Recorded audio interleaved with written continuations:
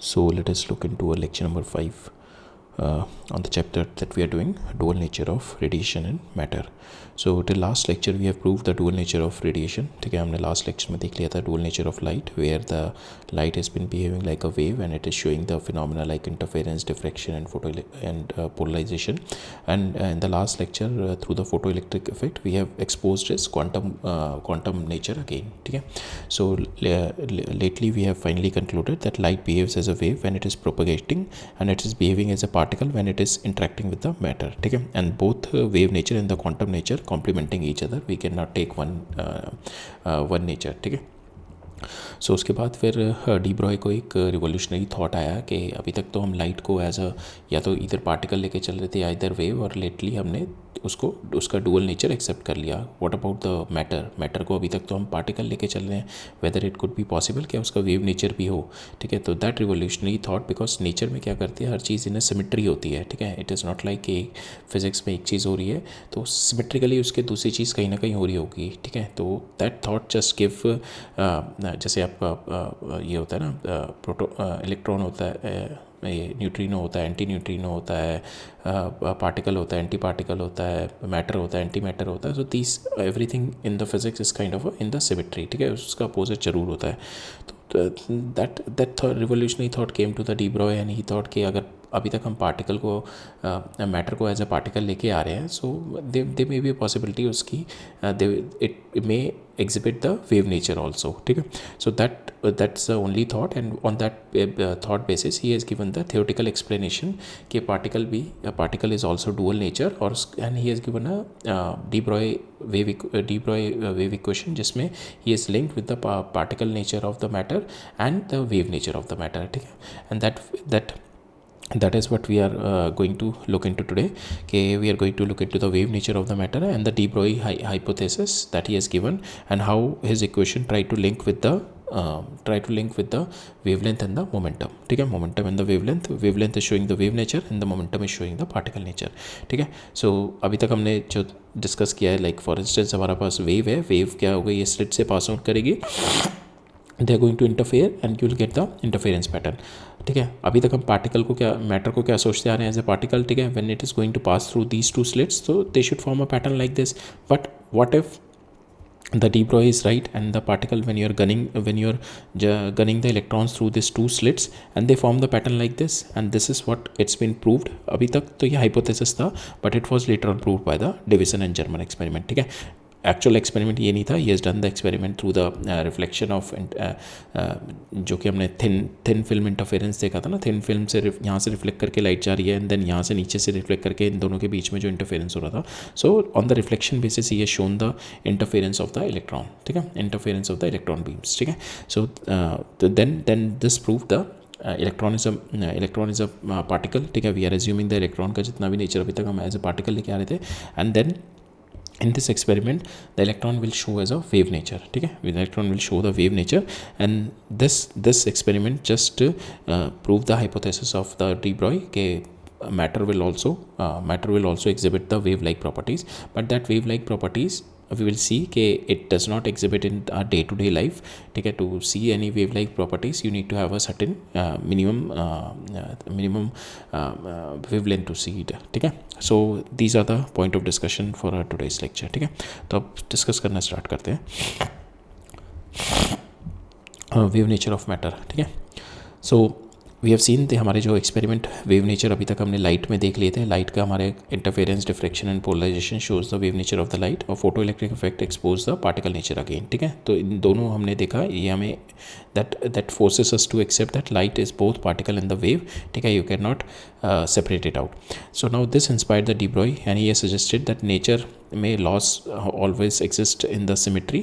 Then he gave the revolutionary hypothesis that like the light is particle and the wave, what about the matter? ठीक है, it is reasonable to suppose that matter is having the wave that is exploring all the path, and the particle also that chooses one path. ठीक है, so and he tries to create a link between your wave nature, that is the lambda, and the particle nature, that is the momentum. ठीक है, so he has given the bridge between the momentum and the wavelength. ठीक है, momentum आपका particle nature show करता है, wavelength आपका wave nature show करता है. ठीक है, and later on he has shown that electron while moving, they are moving like a wave, and while detecting when we are doing the measurement or when while detecting it is going to behave like a particle, like a dot, ठीक है.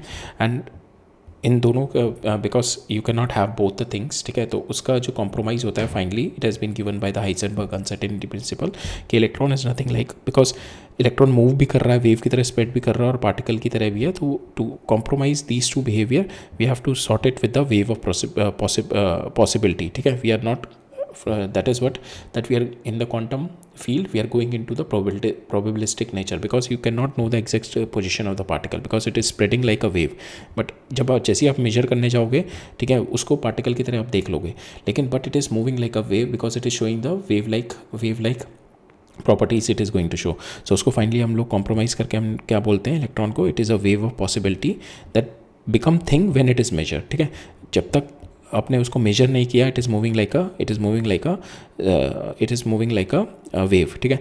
And it really happen when the electron basically show करते हैं interference pattern if no one is watching. अगर आपने यहाँ पे camera लगा दिया अगर आपने लगा दिया then they will again show this pattern, they will not show this diffraction pattern.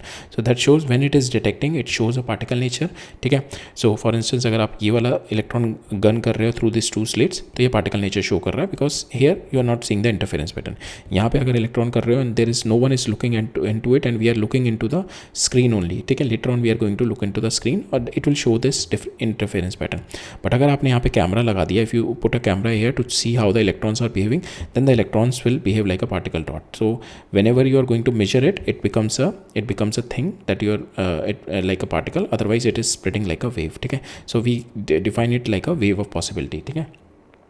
Wave क्या डिफाइन करती है, it is a probability of the spread when something is having the wavelength, ठीक है. वेवलेंथ का मतलब हो गया that thing you can not locate it, ठीक है. वेवलेंथ में क्या होता है, that thing you can not locate it at a single point, it spread out over its wavelength, ठीक है. That is the wave nature. Particle का nature क्या होता है, लोकलाइज करने का, ठीक है. तो यहाँ पे दोनों अपोजिंग नेचर हो गए ना. वेव नेचर क्या कर रहा है, स्प्रेड आउट कर रहा है, और पार्टिकल क्या कर रहा है, लोकलाइज कर रहा है. इन दोनों को कॉम्प्रोमाइज़ करके we call it a wave of possibility. And इन दोनों के ही अल्टीमेट आउटकम जो होता है that is been given by the Heisenberg uncertainty principle. In the next lecture will take a look into it, ठीक है. अभी हम ये देखते हैं वेव क्या रिप्रेजेंट करता है. It is a possibility of spread, ठीक है. It is a probability and the possibility of spread. Particle क्या करता है, लोकलाइजेशन की, ठीक है. So it is spread out over its wavelength and particle localisation. We measure something, we force to act it like a point at a particular point as a particle. So de Broglie wavelength tells you के that in the coming part we are going to see. तो D Broglie ने जो relationship निकाली थी between the lambda and the your particle nature, जो momentum दिखा रहा है. तो डी ब्रॉय वेवलेंथ टेल्स है how spread out your particle presence in the universe. An electron, it isn't just like a dot, it is a cloud of existent determined by its wavelength, ठीक है. So don't worry about this. These things these 2 lines will be cleared in the coming part of the lecture and then in the next lecture, ठीक है. अब ये दोनों चीज़ें just take it as an information. इसके ऊपर in deep we are going to go in the coming part of the lecture in the next one, ठीक है. नाउ अब देखते हैं हम डी ब्रॉय की वेव इक्वेशन, ठीक है. So there are 2 quantities that governs all the physical interaction in the universe. जितने भी आपके फिजिकल इंट्रैक्शन हो रहे हैं यूनिवर्स में 2 चीज़ों से होते हैं, एक तो एनर्जी और मोमेंटम, ठीक है. So these 2 things will always be conserve, ठीक है. That is a restriction. आपकी एनर्जी हमेशा कंजर्व रहेगी और आपकी मोमेंटम हमेशा कंजर्व रहेगी, ठीक है.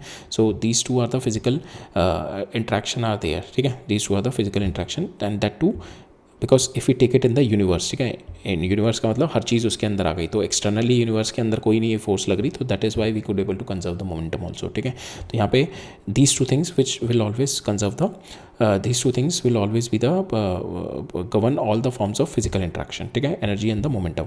अब जो एनर्जी होती है उसको आप इस तरीके से कह सकते हो, अगर यूनिवर्स आपका एक बैंक है, if this is a bank, तो इसके अंदर की जो करेंसी हो गई ये आपकी हो गई एनर्जी, ठीक है. तो आप करेंसी आपको डिफाइन करेगी कि आप कितना स्पेंड कर सकते हो और कहाँ पे स्पेंड करना है और कितना स्पेंड करना है, वो आपका रिस्ट्रिक्शन डिफाइन होगी विद द मोमेंटम, ठीक है. वो जो डायरेक्शन डिफाइन करता है या आपका जो इंट्रैक्शन हो रहा है बिटवीन 2 थिंग्स, तो वहाँ पे जो conversion of energy one into another, that is its been defined by the energy, ठीक है. और किस डायरेक्शन में कितना हो रहा है, that is been defined by your momentum, ठीक है.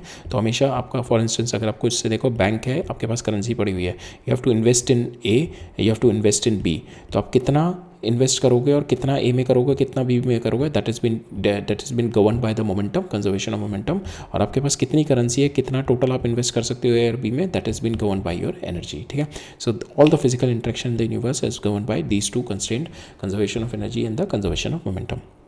अभी तक हम लोग इनको सेपरेट सोचते आ रहे थे, but Einstein has given a bridge between your energy and the momentum with this classical equation this, ठीक है, that is energy square is equal to P C square plus M naught C का whole square. Here he has put together that if you have the energy you have the potential of the momentum that we have already seen. Light में देखा था हमने, light के पास momentum mass तो zero होता है photon का, but still it is having the momentum. तो he has link momentum energy and the mass, ठीक है. तो how it is link, if you have the energy you have the momentum, momentum आ जाएगी आपके पास, और आपके अगर पास मास है तो आपके पास एनर्जी है, ठीक है. So now he has linked up all these three things. If you have the energy you have the potential of the momentum, and if you have the mass you have the inherent energy, ठीक है. Mass is just one form of the possible energy which is not been explored, ठीक है. अभी तक वो rest में है, it is not been explored, ठीक है.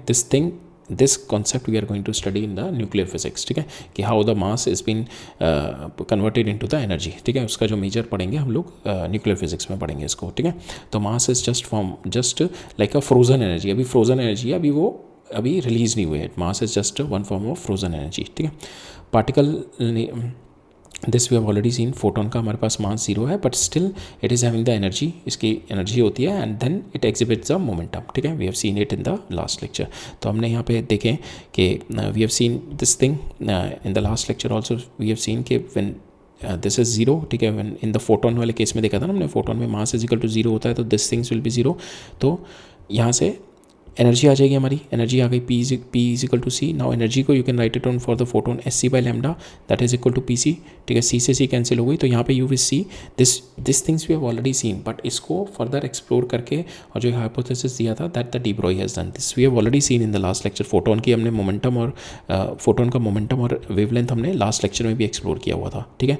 So this is what the de Broglie wavelength के, but he has use it for the matter also, ठीक है, for the electron also, for the proton also, for the neutron also, is use it for all the matter particles also. तो यहाँ पे wavelength we have got is equal to h by p. Now this is what we call the de Broglie wavelength, ठीक है. Here the lambda is the wave nature, ठीक है, and p is the particle nature. P is not the part, it is the momentum shows the particle nature, ठीक है. This is the momentum and shows the particle nature. Now he has created a bridge between lambda and the momentum, ठीक है. And this is what is the dual nature, because this lambda is, and because electron के पास velocity होगी, mass है ही electron के पास, तो उसकी momentum होगी, and then it must be having the wavelength. और wavelength किस तरीके से निकालेंगे हम, lambda is equal to h by p, ठीक है. तो इस तरीके से we can find out the wavelength of any matter particle, elementary particle, ठीक है. तो we have seen here आपका जो लाइट होती है, क्वांटम ऑफ लाइट मीन्स के smallest packet of the light is what we call the photon, ठीक है. फोटोन की हमने देखी थी, फोटोन के पास जो मोमेंटम होती है दैट इज़ पी, ठीक है, and the wavelength is lambda, ठीक है. Now this he has use it for any other elementary particle. For instance electron के लिए भी you can use this equation, ठीक है. This is started from the photon, but you can use it for the electron also or any other particle which is having the mass and the velocity, ठीक है. तो for instance अगर आपके पास electron है, तो electron के पास मास है, उसकी वेलोसिटी है, you can use it. Momentum है, you can use it, and if it's a charge particle and if you excite it with the voltage and it gained a kinetic energy, in that also you can convert the momentum into the kinetic energy like this 2mk, and you can find out the value of the lambda for it, ठीक है. Now if here the velocity will get 0, lambda will get infinity. So wave character only been defined when the material is moving, ठीक है. When the material particle like electron is moving, then only you can it exhibits the wave nature, ठीक है. So for the moving particle only. So de Broglie wave for the matter wave, particle need not to be charge, ठीक है. यहाँ पे particle के पे charge की ज़रूरत नहीं है. It can be apply to the neutrons also, ठीक है. मैटर वेव जो है, मैटर वेव मीन्स एक होती है इलेक्ट्रोमैग्नेटिक वेव जो हमने देखी थी. Electromagnetic waves is the wave due to the field, electric and magnetic field, but this is because of the charge particles only.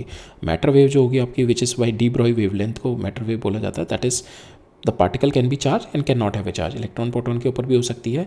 it can be on the neutron also, ठीक है. that can be on the gas particles also. तो it is just a particle wave, ठीक है. Now why we don't exhibit, हम normal day to day life में why don't we exhibit, why you don't exhibit the wavelength? We do exhibit the wavelength, but उसका जो wave character होता है वो इतना मिनिमल होता है कि we don't explore that character. For instance अगर आप बॉल देखो तो बॉल की भी वेवलेंथ होगी, the ball is moving with some velocity, ठीक है, it is also having the wavelength. But the problem is कि ball is a macro object. Macro object में अगर यहाँ पे देखो मास की वैल्यू बहुत आएगी. अगर यही चीज़ आप इलेक्ट्रॉन में देखो तो इलेक्ट्रॉन का मास कितना होता है? 9.1 इंटू 10⁻⁻31. अगर यही चीज़ आप बॉल में देखो, बॉल का मास कितना हो जाएगा आपका? 42 से 50 ग्राम के बीच में बॉल का मास हो जाएगा.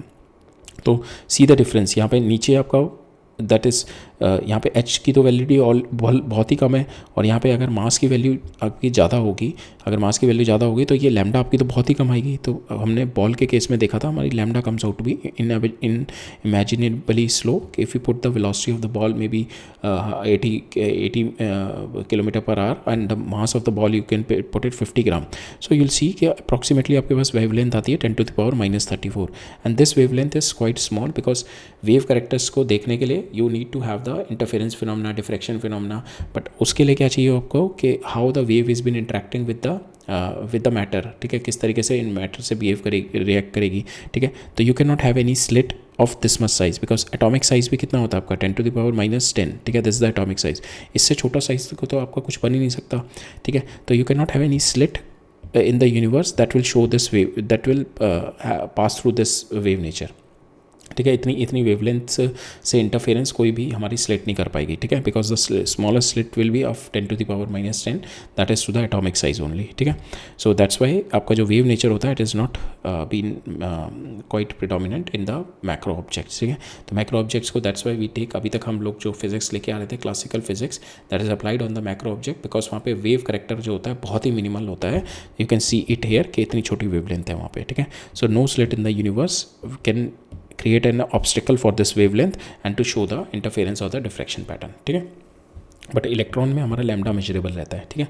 सो that's why that is what the reason that we will see के it electron will show the interference pattern and the diffraction pattern, and with this thing we could able to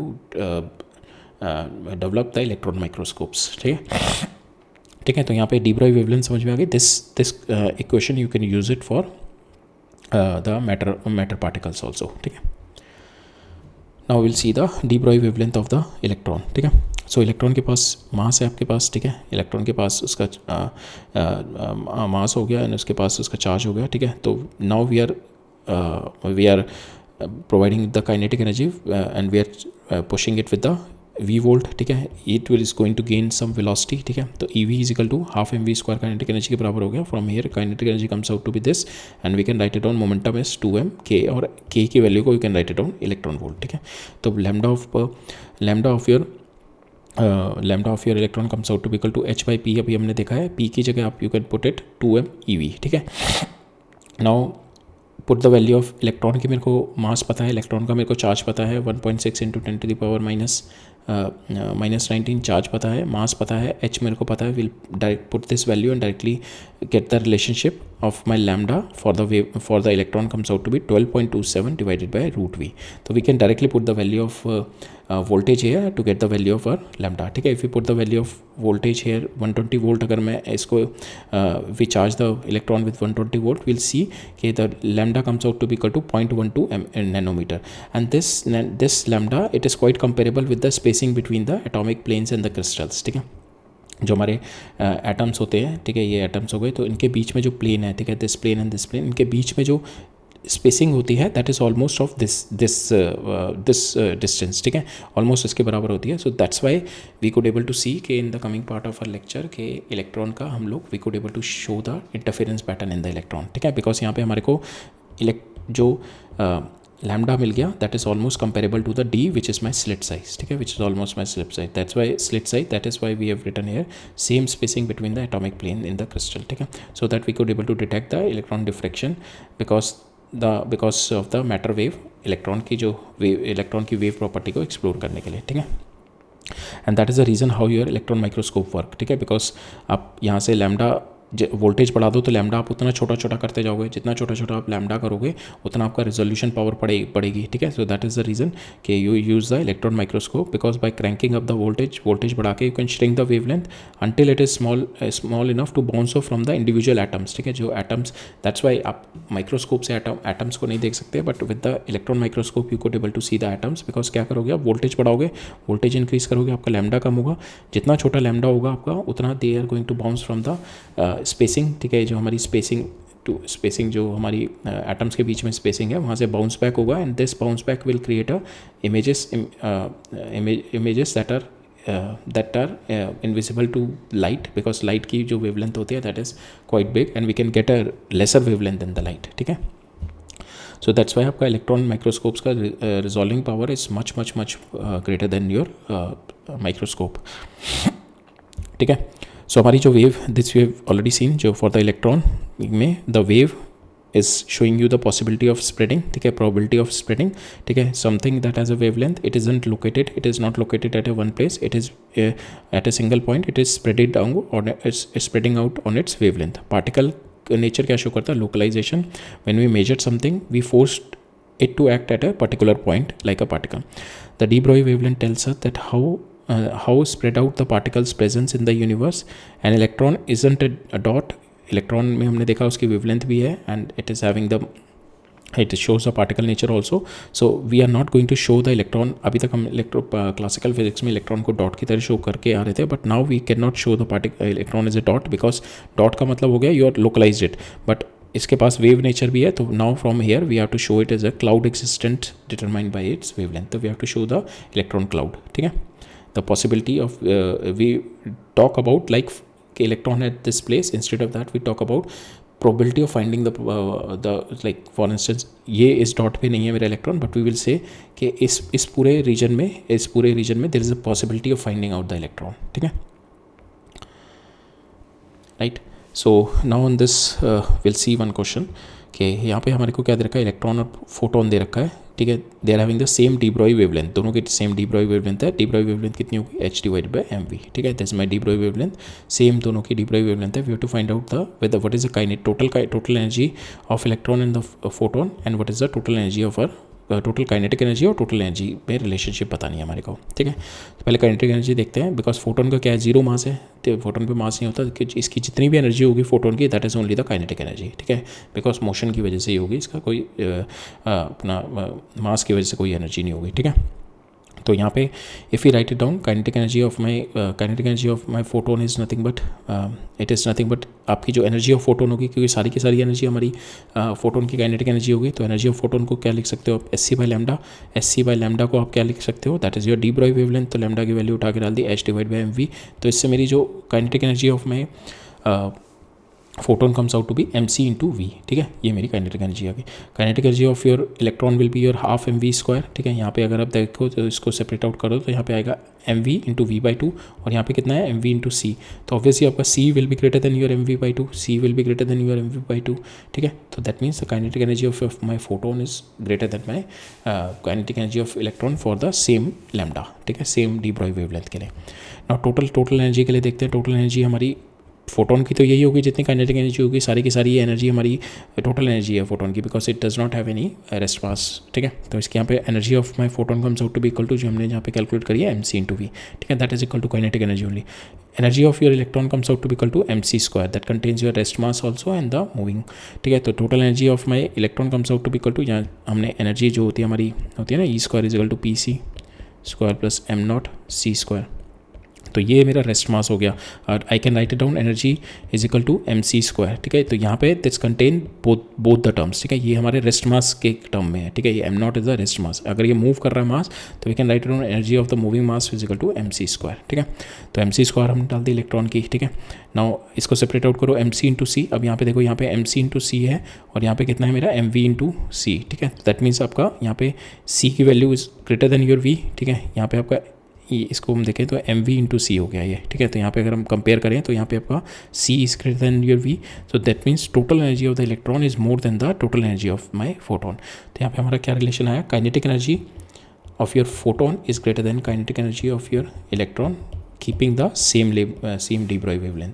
और यहाँ पे total energy of your electron is greater than total energy of your photon, ठीक है, keeping the same D Broglie wavelength, right.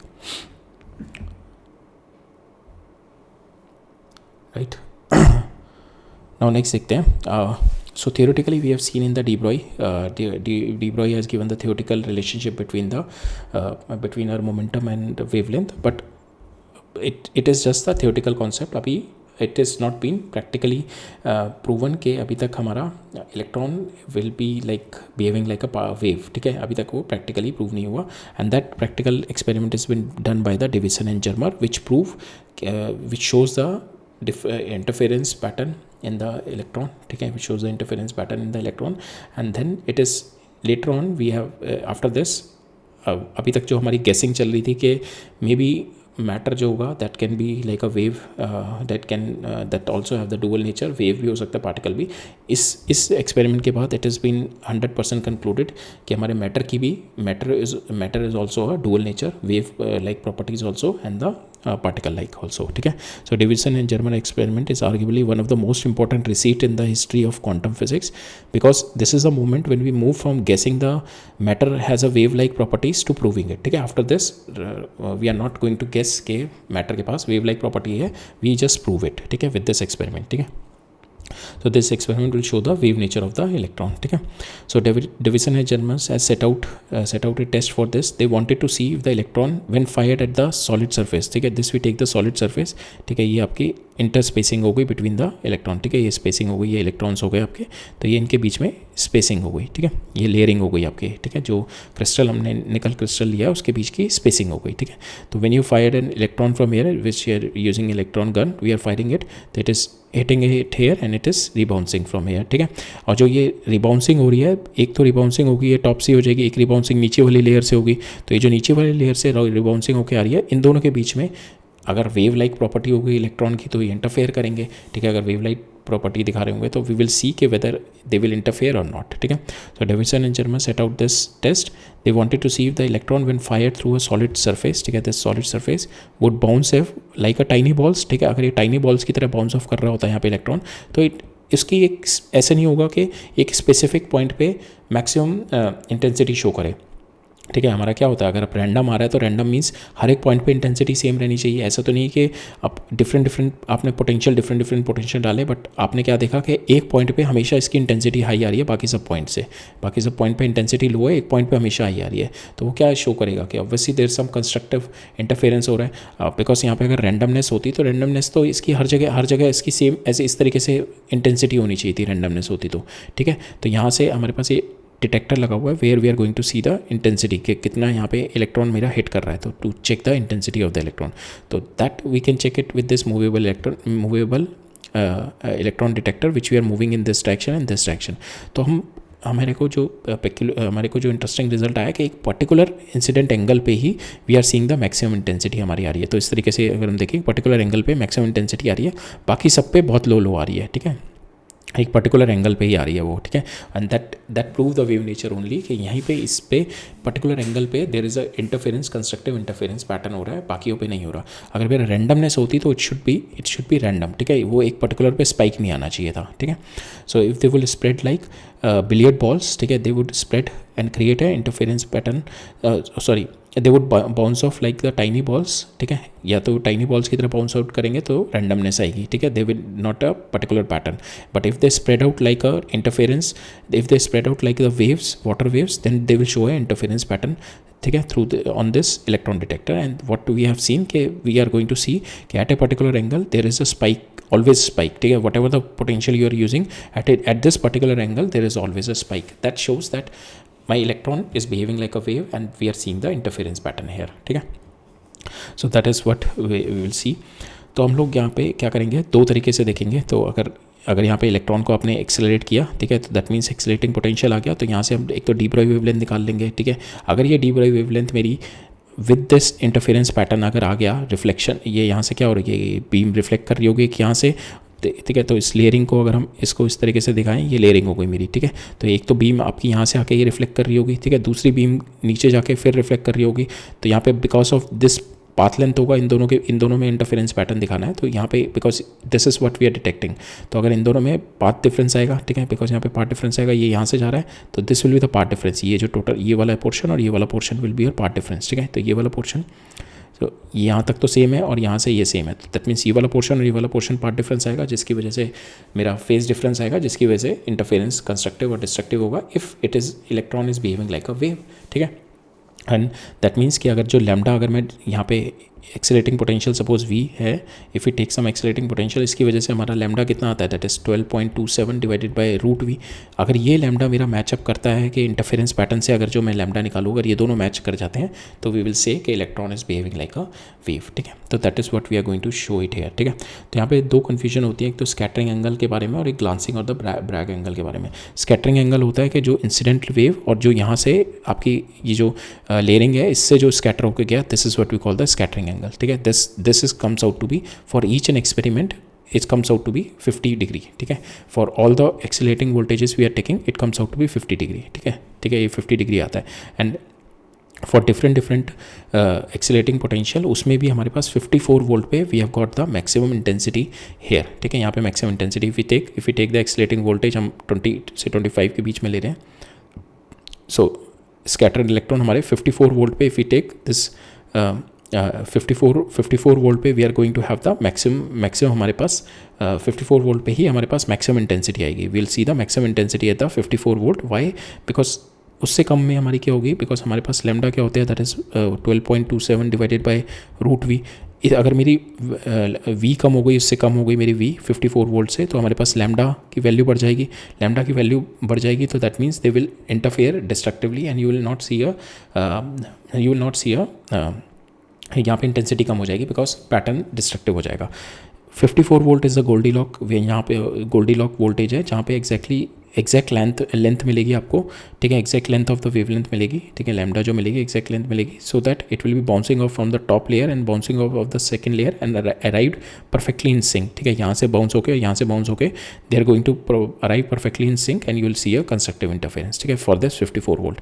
अगर greater then 54 volt होगी तो lambda is equal to 12.27 divided by root V होगा, और यहाँ से greater than अगर 54 होगी तो then again it will be too short, lambda will be too short, यहाँ पे इंटरफेरेंस पैटर्न मिलेगा, दैट इज नॉट कंस्ट्रक्टिव, तो यहाँ पे intensity again you will get it. So for V is equal to 54 volt, that is where your waves will be in perfectly in sync and that you will get at this phi you will get a maximum intensity, ठीक है।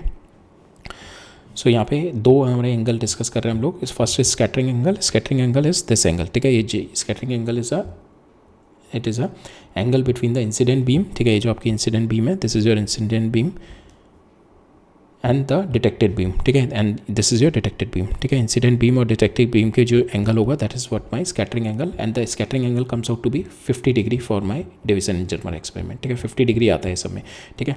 सो this is the angle at which the maximum intensity of the scatter angle for this specific voltage, हम will try it for all the voltages but maximum हमारे को मिलेगी maximum intensity will get it at 54 volt, ठीक है। बाकी सब पे हमारी कम इंटेंसिटी मिलती है, ठीक है, will get lesser intensity on this 54 पे will get maximum intensity, ठीक है, फिर हमारे पास कम इंटेंसिटी मिलेगी, तो 54 पे maximum intensity मिलती है, that we have already seen it here because they are arriving in perfect sync।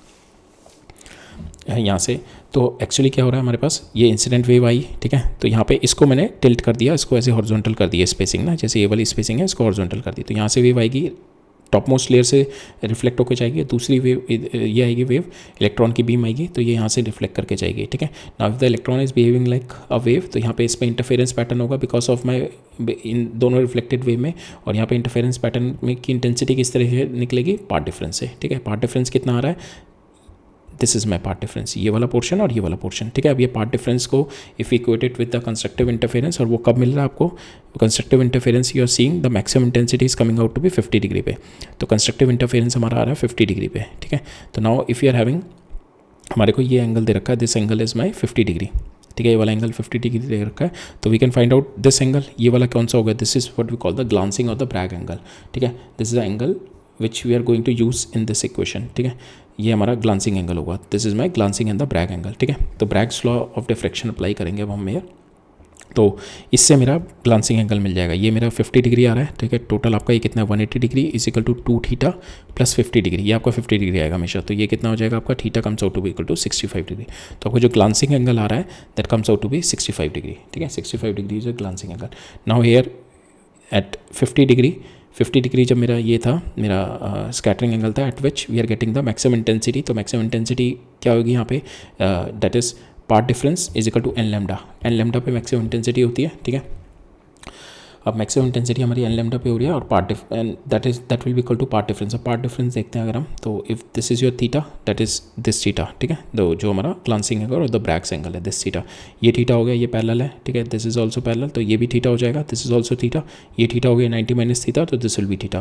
तो ये थीटा हो गया, तो that means this is the inter spacing हो गई हमारी दो लेयर के बीच में। ये मेरा डी हो गया, तो this comes out to be d sine theta, ये डी साइन थीटा हो जाएगा, and this is also d sine theta. So that is the part difference, that is 2d sine theta. Now this part difference should be equal to n lambda for the constructive interference, ठीक है। तो 2d sine theta is equal to n lambda. और अगर मैं यहाँ से lambda निकालूँ, ठीक है, हेयर यहाँ पे ये वेव लाइक करेक्टरिस्टिक दिखा रहा है। अगर मैं यहाँ से लैम्डा निकालूँ and this lambda will be equating my lambda is equal to 12.27 divided by root V, और वी की वैल्यू यहाँ पे मैं 54 वोल्ट डालूँ, ठीक है। 54 वोल्ट के लिए मेरे को मैक्सिमम मिल रही है ना, तो 54 वोल्ट डालूँ। तो अगर ये दोनों मेरी लैम्डा सेम आ गई दैट मीन्स कि इलेक्ट्रॉन हमारा वेव लाइक करेक्टर शो कर रहा है, ठीक है। नाउ विल फाइंड आउट कि लैम्डा हमारे पास आई। So if the electron are the waves, they will only produce a bright spot of high intensity as a specific angle where it is going to do constructive interference, ठीक है। तो that specific angle यही आ रहा था हमारा, ठीक है, that is 50 degree, जिसकी वजह से हमारा जो ये आ रहा है हमारा ब्रैक्स एंगल आ रहा है, that is glancing angle comes out to be equal to 65 degree. This happen only when the part difference between the bouncing off from the different layer is multiple times of their wavelength, that is n lambda, ठीक है। that we have already done it here, ठीक है। now we find out lambda 12.27 divided by root v. अब v we have tried it for 44 to 64 volt, but strongest v comes at 54 volt, ठीक है। तो for the 54 volt lambda comes out to be equal to 1.67 angstrom, ठीक है। तो ये हमारे पास आ गया। नाउ ब्रैक्स एंगल हमने देखा, थीटा हमारे पास कितना आ रहा है 50 डिग्री, इससे हमारा Bragg's angle comes out to be equal to 65 degree. Now will find out the lambda here, ठीक है। तो फर्स्ट ये will find out the lambda here. तो फॉर द फर्स्ट निकालते हैं, एन इज इक्वल टू 1 के लिए निकालते हैं। तो lambda is equal to 2d sine theta, lambda is equal to 2d sine theta, ठीक है। नाउ d इज बिन 0.91, जो स्पेसिंग होती है हमारी निकल क्रिस्टल में, that is 0.91 into sine 65 degree, ठीक है। That is our Bragg angle. Now putting this value we have got from the experiment lambda comes out to equal to 1.65 angstrom. Now this value, which is theoretical value of our de Broglie wavelength, ठीक है, theoretical value of our electron की wavelength, and this wavelength is approximately or almost equal to this wavelength, ठीक है। तो ये दोनों wavelength equal आ गई। So that is what our way of showing के that electron is showing the wave like properties, ठीक है। तो हमारी both the wavelength we have seen, right? So that is what was a Davison and the Germer experiment, ठीक है, which later on concluded that the de Broglie hypothesis was correct, ठीक है।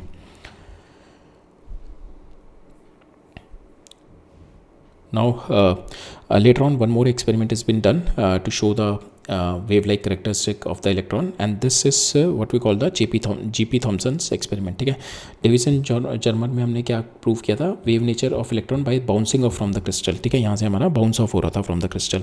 इसमें क्या हो रहा है हमारा इसमें जो होगा ट्रांसमिट होगा, इसमें इंटरफेरेंस हम लोग दिखाएंगे विद द ट्रांसमिशन, ठीक है। यहाँ से जो ट्रांसमिशन हो रहा होगा that is what we are going to show the that is what we are showing. जैसे हमने देखा था ना, हमने क्रिस्टल में जब हमने थिन फिल्म इंटरफेरेंस देखा था, एक होता था रिफ्लेक्टेड वेव के बीच में हमारा इंटरफेरेंस, और दूसरा होता था ट्रांसमिटेड वेव के बीच में, ठीक है। यहाँ से रिफ्लेक्ट करके फिर जो ट्रांसमिटेड वेव आएगी। तो अब हम ये वाला देखेंगे, जीपी थॉमसन हुआ था हमारा फॉर द ट्रांसमिशन के बीच में, ठीक है। ये हमारा हुआ था Davisson Germer for the bouncing off और द रिफ्लेक्शन के साथ, ठीक है। अब ये ट्रांसमिशन के साथ हुआ था। यहाँ पे हम क्या करते हैं, इलेक्ट्रॉन गन एक थिन फिल्म लगाते हैं, ठीक है। यहाँ पे क्रिस्टल है और इसके बाद जो यहाँ से वेव निकलती है that shows my diffraction ring. यहाँ से जो इंटरफेरेंस होगा after crossing this transmission, wave जो निकलेंगे उनके बीच में इंटरफेरेंस होगा, उसकी वजह से will see on the screen the diffraction rings, ठीक है। तो यहाँ पे आपके जो थॉमसन रिंग होती हैं that is the best way to visualise the spread of the particle wave function, ठीक है। तो यहाँ पे हमारे को विजुअली नहीं दिखा था, here you have to detect it, but यहाँ पे you can see the visual diffraction ring of the electron, ठीक है। So that is to say those rings are concluding that seeing the electron is sampling all the possible path, इसके अंदर सारे possible path में it is trying through the lattice and those path interfere constructively and the electron appears on the photographic plate as the diffraction rings. ठीक है. सो when you charge the electron with 10 to 50 kV, ठीक है, तो it is going to pass through the thin platinum foil. तो emergent beam होगी, that is interference होगा, that is diffracted between the spacing because of the spacing between randomly oriented size crystal. इसके अंदर जो crystal होंगे उसकी spacing के साथ इंटरफेयर इसके रिफ्लेक्ट और ट्रांसमिट होके फिर जो वेव निकलेंगी वो यहाँ से जो निकल के दे डिफ्रेक्ट. ठीक है, they diffract from here and this is going to give you this pattern of circular diffraction. ठीक है, and this diffraction is again it is shows that electron behave like a wave. ठीक है, so that shows that with these two experiment it is finally concluded that matter also exhibit wave like properties. ठीक है, particle तो already थी उसके पास, that also exhibit wave like properties. ठीक है, तो electron is exploring all the path. We cannot define electron with a point, we have to define it with a proper possibility of finding the electron, and which we call the electron cloud. ठीक है, now de Broglie wavelength is it is there for not for the electron, it is there for different charge in the uncharged particle. सबके लिए होता है de Broglie wavelength, you can use it. तो de Broglie wavelength for you also, for your body also there is a de Broglie wavelength, but that is quite small. तो उसका quantum, उसका wave nature कभी exhibit नहीं हो पाता, क्योंकि हमने देखा था हमारा मैक्रो ऑब्जेक्ट के लिए lambda comes out to be very small. तो lambda is we have seen h/p. ठीक है, we can write it down to mk and k की वैल्यू को we can do it with for the charge particle qv. ठीक है, proton के लिए कितना हो जाएगा if you put the value of mass of the proton q of the proton and we will h तो हमारा सेम रहेगा. तो फॉर द प्रोटॉन हमारे जो lambda comes out to be equal to जो हमारा इलेक्ट्रॉन का 12.27 आता है, यहाँ पे आ जाएगा 0.286 डिवाइड बाई √v. ड्यूट्रॉन के लिए it comes out to be 0.202 √v और अल्फा पार्टिकल के लिए आता है 0.101 divided by √v. So these are the wavelength of my different charge particle. Uncharge particle अगर हम देखें न्यूट्रॉन के लिए हमारा आता है तो will put h divided by यहाँ पे will put energy of it. ठीक है, कितनी एनर्जी से हमने उसको चार्ज किया है. ठीक है, दैट इज़ कितनी एनर्जी से हमने उसको पुश किया है, उसकी काइनेटिक एनर्जी हमें यहाँ पे डालनी है. 2 into that is your mass of your neutron into energy जो आप पुश कर रहे हो इलेक्ट्रॉन को. Now here energy can be written by for the thermal electrons means के your heating up the electron, तो उसकी हीटिंग अप द इलेक्ट्रॉन की एनर्जी, इलेक्ट्रॉन की एनर्जी कम्स आउट, न्यूट्रॉन की energy comes out to be is equal to kT. ठीक है, k is my Boltzmann constant, k into T you put the value here. तो हमारे पास thermal neutrons की wavelength comes out to be equal to 30.876 divided by √t. ठीक है, gas molecules के लिए आप ले करना है तो you have to put the value here जो मोमेंटम में डालते हैं h/p होता है, यहाँ पे p की जगह m इंटू c और यहाँ पे जो c होगा that is your RMS value. ठीक है, RMS value of your gas molecules. Gas molecules if it's been heated at temperature T तो उसकी एनर्जी कितनी हो जाती है, that is 3/2 k times of T. That is the energy of my that is the energy of our heated gas molecules. Now instead of E, this E यहाँ पे E की जगह you can put this value, यहाँ पे E की जगह you can put this value 3/2 kT. Now 2 से 2 cancel हो जाएगा, यहाँ पे 3/2 kT रखा, 2 से 2 कैंसिल हो जाएगा तो आपके पास आ जाएगा √3 mkT. ठीक है, so that is for the gas molecule heated at temperature T. ठीक है, now that's all for today's lectures theory. We'll do some questions and then we'll wrap it up. अब in this dual nature of radiation and matter में हमारा जो cover up रह गया अभी हमारा थोड़ा बहुत मैटर वेव्स के बारे में और देखेंगे. मैटर वेव्स की अभी हमारे पास प्रॉपर्टीज़ देखनी है हम लोगों ने. ठीक है, मैटर वेव्स की प्रॉपर्टीज़ देखेंगे. And the second thing is Heisenberg uncertainty principle थोड़ा बहुत हम लोग देखेंगे कि होता क्या है और किस तरीके से वी से कि अगर आपकी मोमेंटम फिक्स्ड है तो you can not define the particle की पोजीशन. अगर पार्टिकल की पोजीशन फिक्स है you can not define it's momentum. So will see this uncertainty intuitively. ठीक है, तो ये 2 टॉपिक हमारे और रह गए that we are going to cover up in the coming lecture. ठीक है, अभी तक जो डिस्कस किया उसके बेसिस पे we are going to see some questions on to it. ठीक है,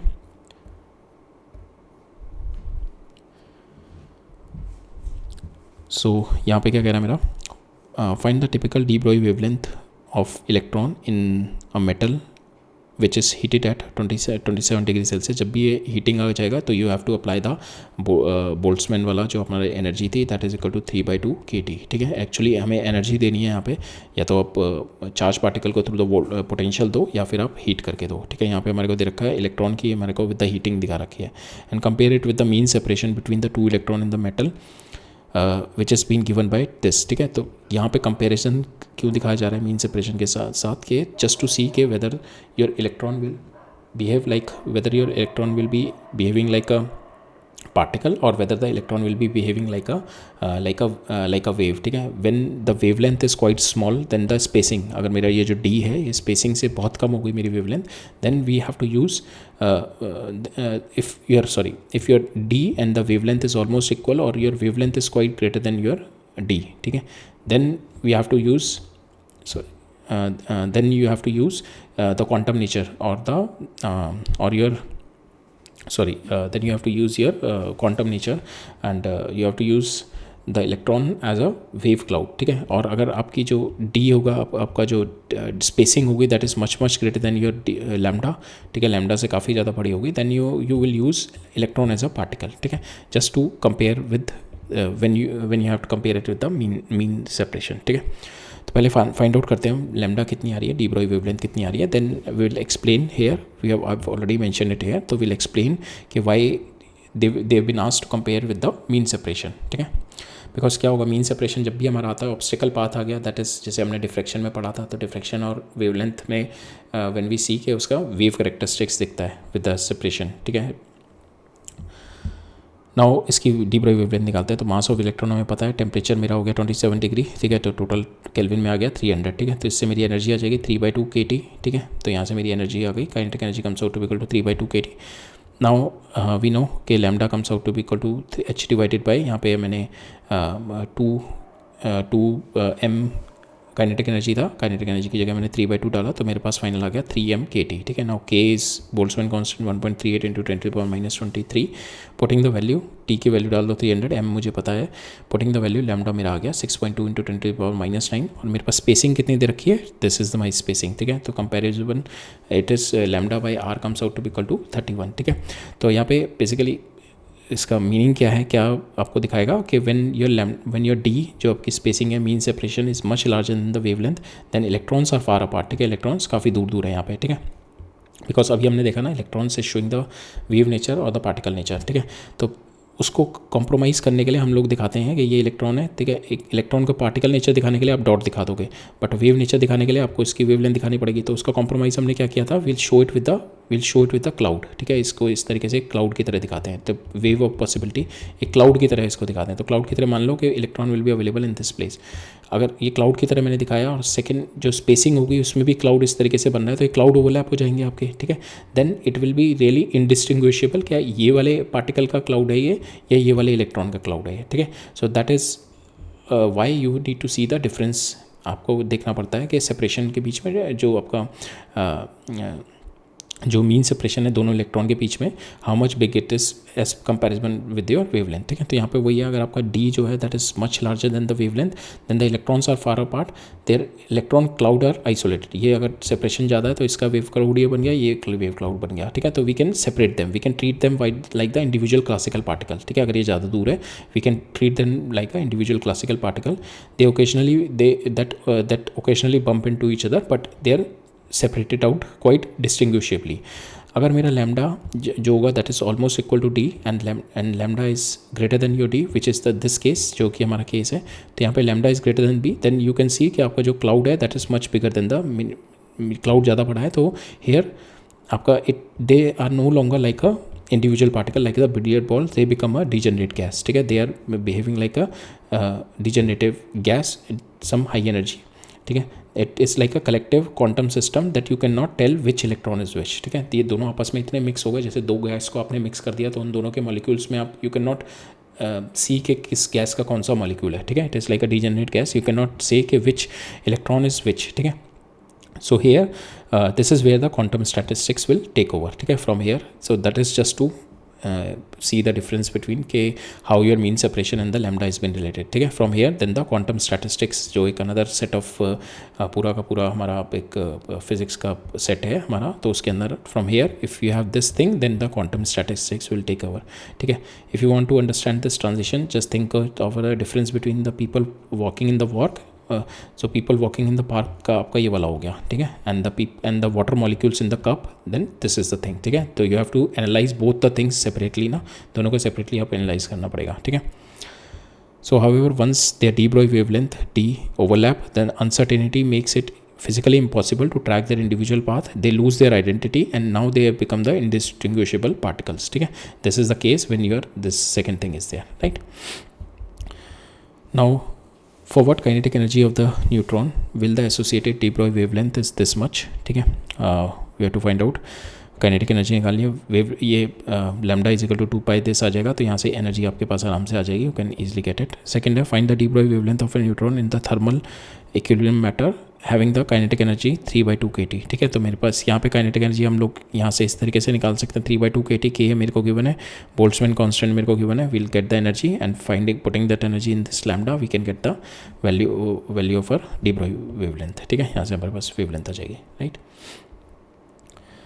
ठीक है, so will wrap it up today. अभी थोड़े बहुत क्वेश्चन है हमारे, 2-3 क्वेश्चन और हैं हमारे de Broglie वेवलेंथ पे, but will continue de Broglie wavelength. अभी हमें प्रॉपर्टीज़ ऑफ मैटर वेव्स देखनी है and conclusion of that de Broglie wavelength और dual nature of matter is going to give you the Heisenberg uncertainty principal.